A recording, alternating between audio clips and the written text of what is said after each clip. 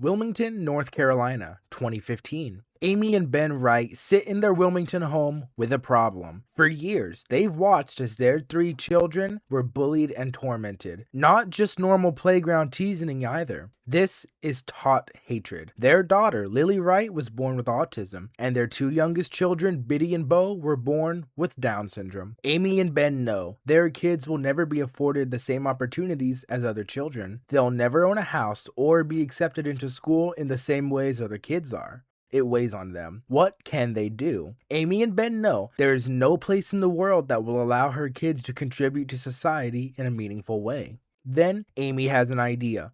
What if we create a place for them? A place where people from special populations can work and contribute to society in a meaningful way. Ben agrees. It's a wonderful idea, and the couple get to work.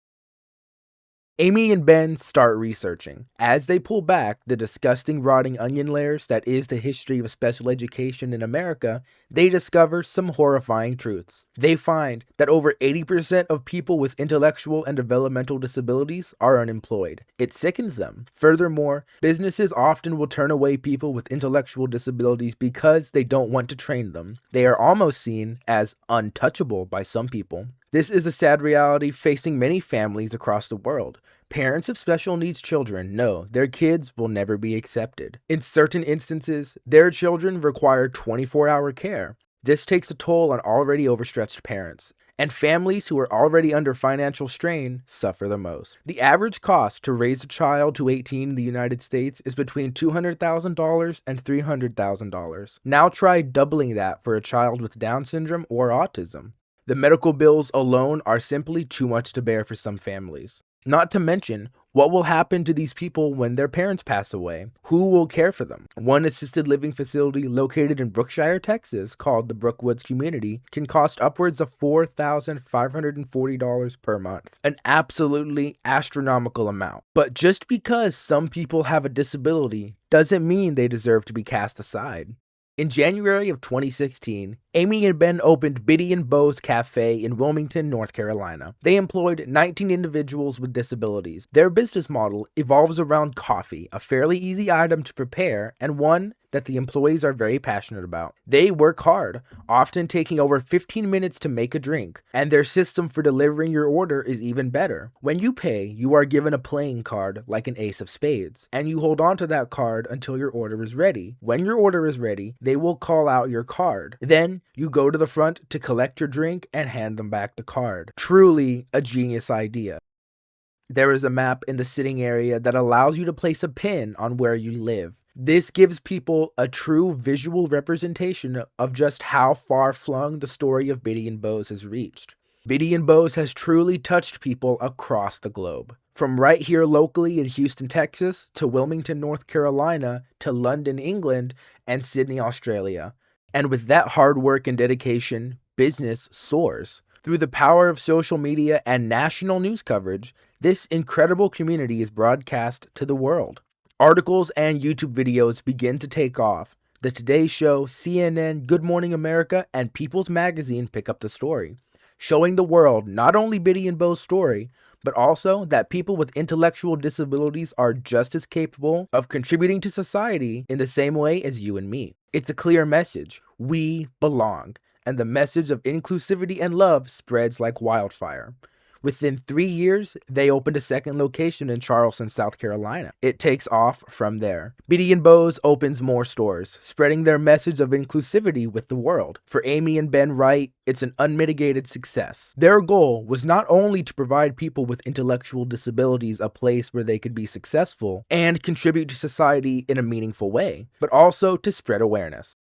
The story of Biddy and Beau's Cafe cannot be fully explained without talking about the history of special education as a whole. In the 1800s, people with special disabilities were often misunderstood and even feared, common belief was that they were cursed, sent as a punishment by God for their family's sins. Some people even went as far as to claim that they were possessed by the devil himself. Parents would often hide these members of their families away from the public. However, in the late 1800s and early 1900s, large state schools for people with disabilities were created. However, these institutions failed to properly educate people with disabilities. These schools were often cramped and more focused on custodial care rather than education. They also participated in the horrific act of forced sterilization. According to the 1927 Supreme Court ruling in Buck versus Bell, it upheld a Virginia law that had been passed back in 1924, stating that the states had the right to carry out state-enforced sterilization of people who were seen as feeble-minded or genetically unfit. These so-called schools were horrific and are a serious stain on the American education system's history.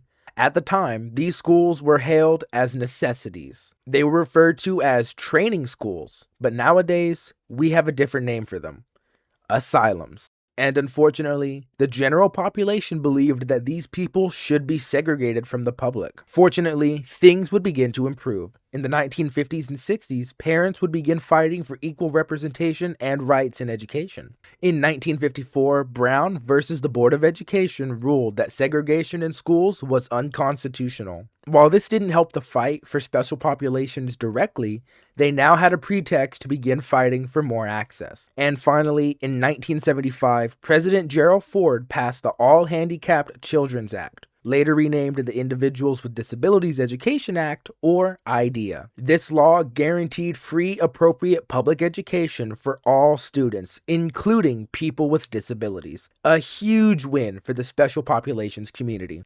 This law also introduced IEP plans, or Individualized Learning Plans. These plans are legally binding documents for children between the ages of 3 and 21 with disabilities. These documents outline specialized instruction and support that school districts and teachers are legally required to provide, such as accommodations including extra time on tests and assignments and specialized therapy. School districts also began slowly moving students with disabilities into general education classrooms. This not only provided these students with valuable social skills as they finally got to interact with other students in a general ed classroom, but also started spreading awareness for people with disabilities to the rest of the student body. You see, for a long time, parents would shield their kids from people with mental and physical disability. But thankfully, times are changing, and students are starting to see people with disabilities not as someone different to them, but as a fellow classmate. I had the privilege to experience this firsthand when I did a student observation at a local elementary school, and I found that almost all the students in the school were very accepting and welcoming of students from the special populations community. This is thanks to people who are fighting to make a difference. People like Temple Hardin, an American academic and inventor who revolutionized animal welfare and spoke on behalf of the autistic community, which she herself is a member of. And it's people like Temple that inspired Amy and Ben Wright to found Biddy and Beau's Cafe. As of 2026, Biddy and Beau's has gone nationwide, with locations in Auburn, Alabama, Jacksonville, Florida, Savannah, Georgia, Annapolis, Maryland, Cambridge, Massachusetts, Charlotte and Wilmington, North Carolina, Columbus, Ohio, Bethlehem, Pennsylvania, Providence, Rhode Island, Charleston, South Carolina, and Frisco, Waco, and Houston, Texas. All of these locations across the United States are giving people from the special populations community a chance to contribute to society. And for that, the educational community and the special populations community are eternally grateful. In 2017, Amy Wright won the CNN Hero of the Year award, including a $100,000 grand prize, recognizing her hard work and dedication to advocating for the special populations community. What originally started as a concerned mom trying to create a place where her kids could thrive in turned into an organization that has inspired millions of people across the world to contribute to society in a meaningful way. In Amy's acceptance speech, she addressed her 2 youngest children directly, saying, "I would not change you for the world, but I will change the world for you."